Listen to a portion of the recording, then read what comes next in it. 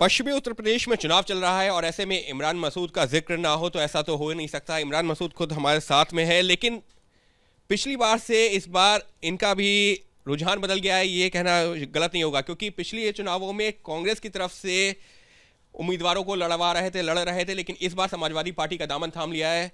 इमरान जी, पिछले चुनावों से इस चुनावों में क्या फ़र्क आ गया है कि आप जो है कांग्रेस के उम्मीदवारों को लड़वा रहे थे, जितवा रहे थे, इस बार समाजवादी पार्टी के साथ में आ गए?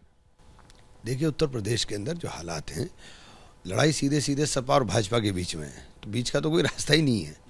तो यहाँ अगर मैं चुनाव लड़ता है या खामोश बैठता है तो सीधे भाजपा को फ़ायदा होता है, तो भाजपा को से लोग त्रस्त हैं, इसलिए हम लोगों ने ये फैसला किया था। इस सबके बीच में मुख्यमंत्री योगी आदित्यनाथ का एक ट्वीट भी आया है कि भारत शरीयत के हिसाब से नहीं, संविधान के हिसाब से ही चलेगा। गजवाए हिंद का सपना देखने वाले तालिबानी सोच के मजहबी उन्मादी ये बात गांठ बांध लें।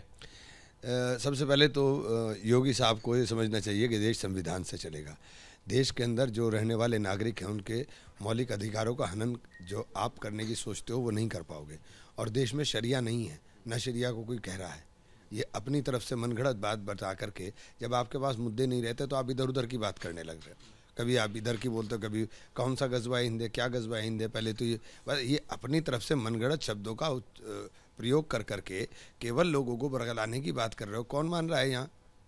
आप बताइए, क्या भारतीय संस्कृति के अंदर सब लोग का समावेश नहीं है? क्या ये हिंदुस्तान के अंदर सभी धर्म के मज़हब के मानने वाले लोगों को अपने धर्म को और मजहबी आज़ादी क्या संविधान ने नहीं दी है? संविधान की धज्जियां तो आप उड़ाने का काम करते हो। इस सब के बीच में जो है आपको क्यों लग रहा है, आप कह रहे हैं कि वो ऐसा कर रहे हैं, तो ऐसा क्यों वो कर रहे हैं अगर आप कह रहे हैं तो? जब उनके पास, एक बात सुनिए, उनके पास जवाब ही नहीं है।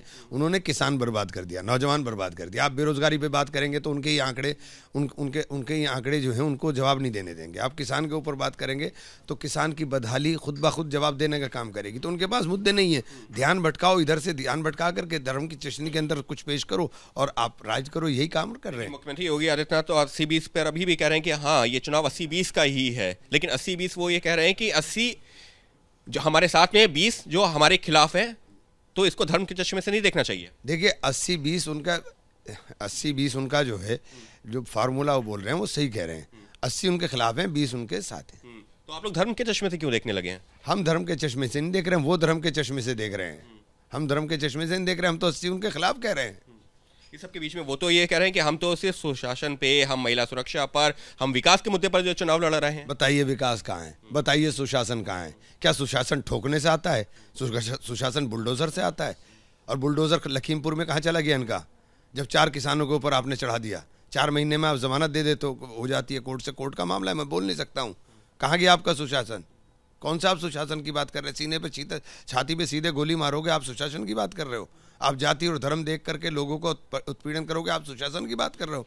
सुशासन का मतलब है सभी लोग, सभी धर्म के, सभी वर्ग के लोगों के लिए बराबर अधिकार जो संविधान ने दिए। और ये संविधान की दुआएं दे रहे हैं, उस संविधान को पढ़ें और संविधान को माने, संविधान की धज्जियां ना उड़ाएं। इस चुनावों में अभी जो है, जब कर्नाटक में हिजाब विवाद शुरू हुआ, उसके बाद में यूपी में भी आ गया है, ओवैसी साहब उस पर बयान दे रहे हैं।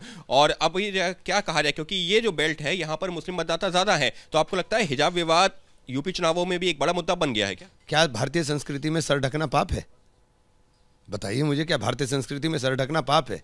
आप वैलेंटाइन डे के ऊपर बच्चों को मारते हो जा करके, भारतीय संस्कृति की दुआई दे करके, और सर ढकने को जो भारतीय संस्कृति का हिस्सा है, सर ढकना तो भारतीय संस्कृति का हिस्सा है, आप उसके ऊपर हंगामा करते हो। स्कूल कॉलेजेस में तो नहीं है, ये जो विवाद खड़ा हुआ वहां से खड़ा हुआ। देखिए, वो एक अलग इशू है, बट क्या सर ढकना हिंदुस्तान की भारतीय संस्कृति नहीं है? जिस संस्कृति की आप दुआई देते हो, जब आपकी मर्जी आएगा आप हर चीज़ को अपने हिसाब से इस्तेमाल करना चाहते हो। बस एक आखिरी सवाल, पिछले चुनावों में जहाँ तक मैंने शुरुआत की थी, आप प्रियंका गांधी के साथ में, कांग्रेस के साथ में काफ़ी नज़दीकी से जो है चुनाव मैदान में थे। क्या कहीं पर वो टीस है या दुख होता है कि कांग्रेस आज की डेट में, आप उसको लड़ाई में भी जो नहीं कह रहे हैं, आप लड़ाई में सपा और जो है बीजेपी है, तो क्या वो टीस है या दर्द है कहीं पर? देखिए, प्रियंका जी के साथ मेरा बहुत अच्छा अनुभव रहा, राहुल जी के साथ मेरा बहुत अच्छा अनुभव रहा। उन्होंने मुझे बेहद सम्मान दिया, मुझे बहुत आगे बढ़ाने का काम किया। मैं उनका हमेशा ऋणी भी रहूँगा।